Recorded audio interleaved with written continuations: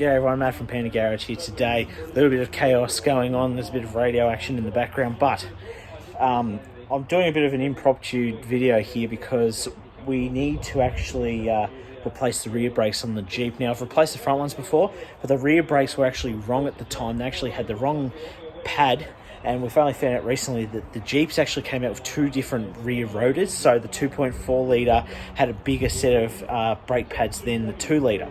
Now we've got a 2 litre here, so they actually run with smaller brake pads, and surprisingly, they're from a car that you wouldn't expect. These little brake pads here apparently are going to fit on that. So I'm going to pull this all off and you'll join me to see if these actually will work. But this box, these are Bosch style ones, we had to get them ordered in. But look, off a Lancer, it makes no sense. But anyway, that's the code. If this ends up working out, that's your code to look up these brakes for the Jeep if you're having issues. But I'm going to get started now pulling this off. I'll put you guys in a bit of a time lapse and we'll go from there and I'll explain what I've done.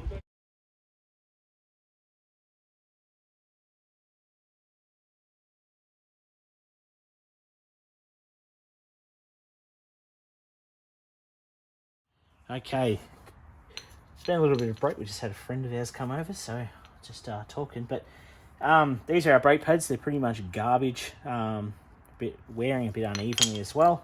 Got our new ones. I've just had a look. It looks like they're going to fit okay.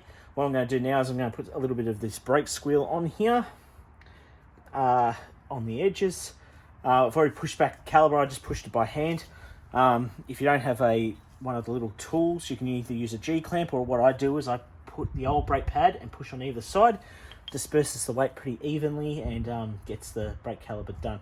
Now, the other tip I'll just say really quick is that my friend who just came over,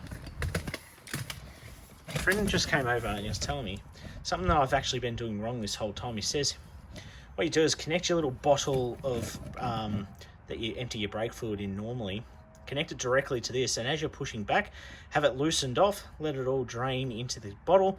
Once you've pushed it all the way in, hold it there, tighten up that nut, and then release, and you're all done. And then you don't have any issue going back into the ABS system, and you don't have any back flushing happening. So that's a bit of a tip I just learned then. I probably should have known, but oh well, you learn something new every day. So I'm going to get all this anti-squeal on, and we'll put these brake pads in, tighten everything up, and then we'll move on to the other side.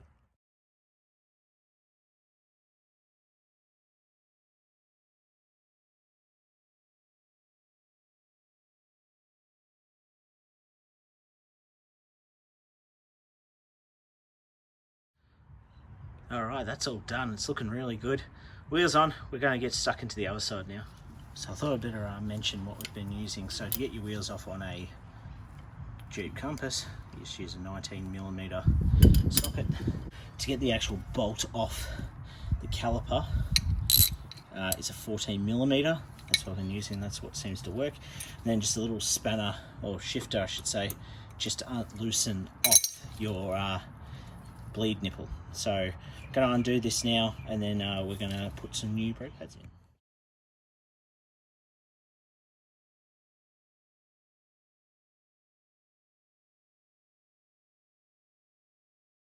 So now that we've got our brake pads off, these are looking pretty worse for wear as well. So we haven't had much luck with these old brake pads.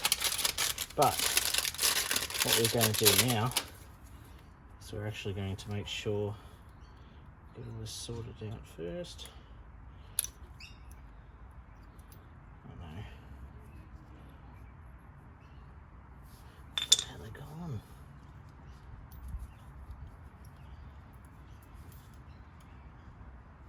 Oh, like that. Okay.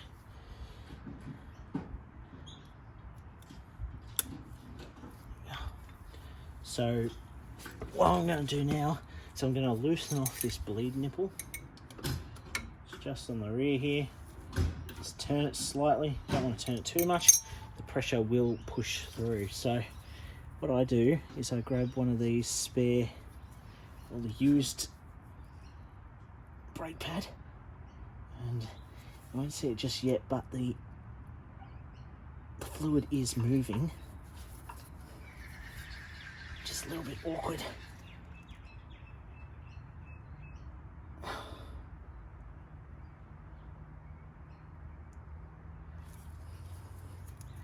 You see, because there's fluid in the container as well, there's no drawback.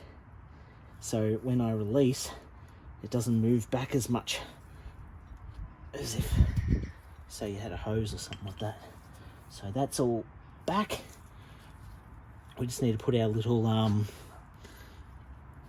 bit of anti-squeal on everything, give it a clean down, and then we're good to go. But what I'll do right now, is because our pressure's out of the system now, I've just overly opened this for no reason. We're just going to tighten this back up now. So you just want to go, put your shifter back to where you left it. Preferably you don't turn it. There we go. Just to the right. There we go, nice and tight. And just pull your bottle down to a lower position. Pop that off real quick.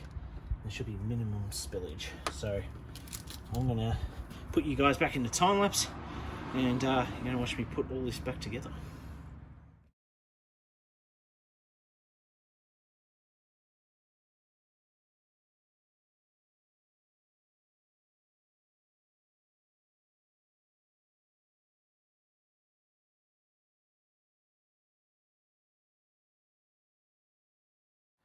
Okay everyone, that's it for today. Hopefully you enjoyed the video. No, it's probably a little bit short, but I mean, it's pretty straightforward business, especially when you get the brake pads right. So anyone, this is the big important announcement.